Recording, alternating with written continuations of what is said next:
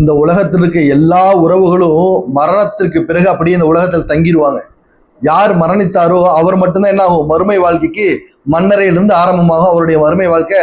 அதிலிருந்து தனிமையில தான் அவர் இருந்தாகணும். ஆனா எவர் ஒருவர் இந்த உலகத்துல வாழும் போதே தன்னுடைய உற்ற நண்பனாக குர்ஆனை ஆக்கி கொண்டாரோ, அதாவது சர்வசதா நேரம் கிடைக்கும் போதெல்லாம் அதிகமாக குர்ஆனோடு நேரத்தை செலவிட்டு அந்த குர்ஆனை ஓதக்கூடியதிலேயே தன்னுடைய நேரத்தை செலவிட்டார்னா அந்த குர்ஆனை உற்ற நண்பனாக ஆக்கி கொண்டால் அந்த குர்ஆன் நாளை மறுமை, அதாவது அவருடைய மரணத்துக்கு பின்னாடி அவரை கபர்ல அடக்கம் செஞ்சுட்டு எல்லாரும் போனதுக்கு அப்புறம் அந்த குர்ஆன் அழகிய வாலிபனுடைய தோட்டத்துல வந்து அமர்ந்துட்டு நீ யாருன்னு கேட்கும்போது நான் தான் உன்னுடைய தோழன், நீ இந்த உலகத்துல என்னை அரவணைச்சு வாழ்ந்த மாதிரி நான் என்ன பண்ணுவேன், இங்க உன் கூட துணையாவே இருப்பேன்.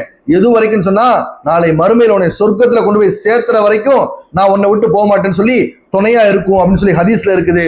அதோடு மட்டும் இல்ல, நாளைக்கு மறுமையில அல்லாஹ் இடத்துல யா அல்லாஹ் உன்னுடைய வேதமாகிய என்னை இவன் பூமியில வாழும் காலமெல்லாம் என்னை அரவணைத்து வாழ்ந்தான், ஆகவே இவனை நீ சுவனத்திற்கு அனுப்பு, இல்லை என்றால் இவன் எங்க போறானோ அவன் கூட என்னையும் அனுப்பு, இவன் நரகத்துக்கு போறான் நானும் அவனோட போவேன்னு சொல்லி குர்ஆன் என்ன பண்ணும், அந்த மனிதனுக்காக அல்லாஹ்விடம் வாதாடும்னு சொல்லப்பட்டிருக்கு.